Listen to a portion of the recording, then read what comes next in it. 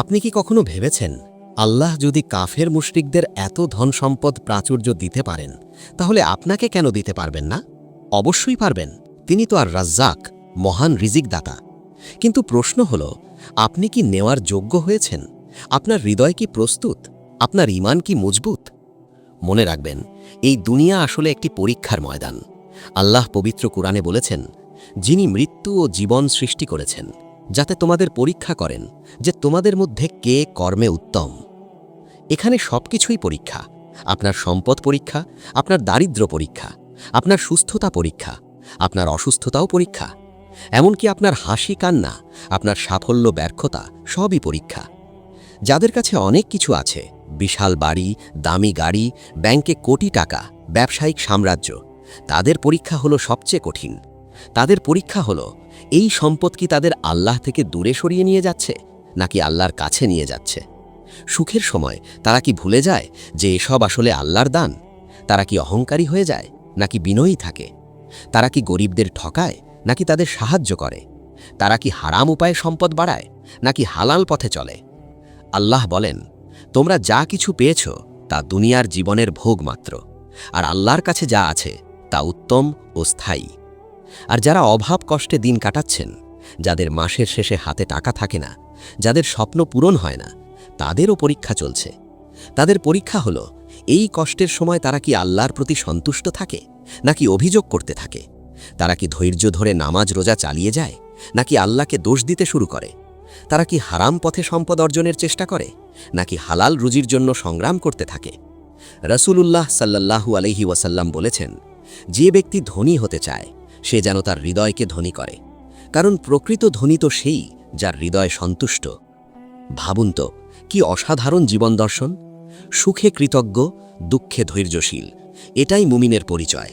এটাই সেই গোপন সূত্র যা জীবনের প্রতিটি মুহূর্তকে ইবাদতে রূপান্তরিত করে দেয়। আল্লাহ বলেন, যদি তোমরা কৃতজ্ঞতা প্রকাশ করো তাহলে আমি অবশ্যই তোমাদের বাড়িয়ে দেব। এটা আল্লাহর ওয়াদা, তিনি মিথ্যা বলেন না। কিন্তু আমরা কি কৃতজ্ঞ? আমাদের 2 চোখ আছে, কৃতজ্ঞতা প্রকাশ করেছি। 2 হাত আছে, শুকরিয়া আদায় করেছি। হৃদয় স্পন্দিত হচ্ছে, ফুসফুস শ্বাস নিচ্ছে, এসবের জন্য আল্লাহকে ধন্যবাদ জানিয়েছি। আমরা যা পাইনি তার জন্য অভিযোগ করি, কিন্তু যা পেয়েছি তার জন্য কৃতজ্ঞতা ভুলে যাই। এটাই আমাদের সবচেয়ে বড় ভুল। ধৈর্য শুধু সহ্য করা নয়, ধৈর্য হলো কষ্টের মধ্যেও আল্লাহর প্রতি সুধারণা রাখা, বিশ্বাস রাখা যে তিনি আমার সাথে ভালো করছেন, যদিও আমি বুঝতে পারছি না। আল্লাহ বলেন, নিশ্চয়ই ধৈর্যশীলদের সাথে আল্লাহ আছেন। চিন্তা করুন, আল্লাহ নিজে আপনার সাথে আছেন। এর চেয়ে বড় পাওয়া আর কি হতে পারে? হযরত ইউসুফ আলাইহিস সালাম কূপে নিক্ষিপ্ত হলেন, কারাগারে গেলেন, কিন্তু ধৈর্য ধরলেন। শেষ পর্যন্ত আল্লাহ তাকে মিশরের প্রধানমন্ত্রী বানিয়ে দিলেন।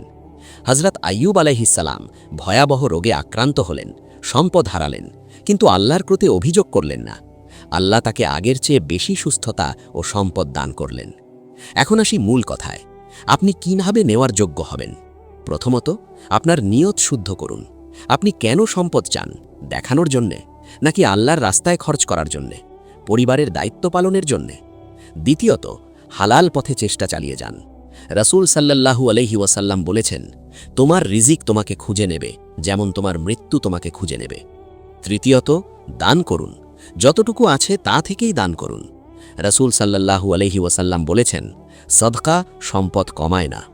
চতুর্থত, আল্লাহর কাছে চান, দোয়া করুন, তাহাজ্জুদে উঠুন, কান্নাকাটি করুন। তিনি তো আস-সামি, সর্বশ্রোতা। পঞ্চমত, পরীক্ষায় উত্তীর্ণ হন। ছোট ছোট পরীক্ষায় যদি আপনি ব্যর্থ হন, বড় নেয়ামত কিভাবে সামলাবেন? ইসলাম আমাদের শেখায় মধ্যপন্থা।